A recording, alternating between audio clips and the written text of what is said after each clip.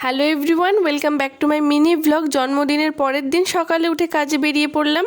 Train ধরে চলে আসলাম শিয়ালদা স্টেশনে। এখানে এসে দেখি কি হারে বৃষ্টি হচ্ছে। চলে আসলাম অফিসে। বায়োমেট্রিক দিয়ে সকালে টিফিন করলাম চপ মুড়ি, তারপর কাজে বসে পড়লাম। 12টায় টি ব্রেক। এসে দেখি আমার ফটো লাগানো অফিস ক্যান্টিনের টিভিতে। আমি তো ক্যান্টিনে ঢুকতেই সবাই আমাকে হ্যাপি বার্থডে উইশ করছিল, আর আমি তো খুবই খুশি হয়েছিলাম। চা খেয়ে আবার কাজে বসে পড়লাম। 1:30টায় চলে আসলাম লাঞ্চে। আমার ফ্রেন্ডের ছিল নিরামিষ, তাই ও খেলো না। আমি দুপুরে খেলাম ইলিশ মাছের ঝাল আর মাটন কষা। মাটন কষাটা বোন দারুণ করেছিল। খেয়ে উঠে আবার কাজ। 5টায় এসে গান শুনতে শুনতে চা খেলাম, আর এসে সব বান্ধবীদের জন্য রোল অর্ডার দিলাম।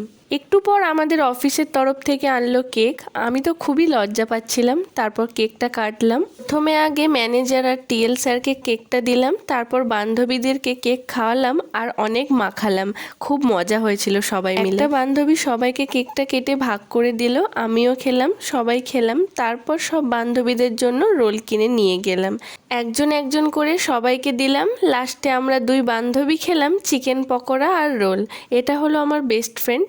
এবার অফিস থেকে বেরিয়ে পড়লাম, ট্রেন ধরে চললাম বাড়ির দিকে।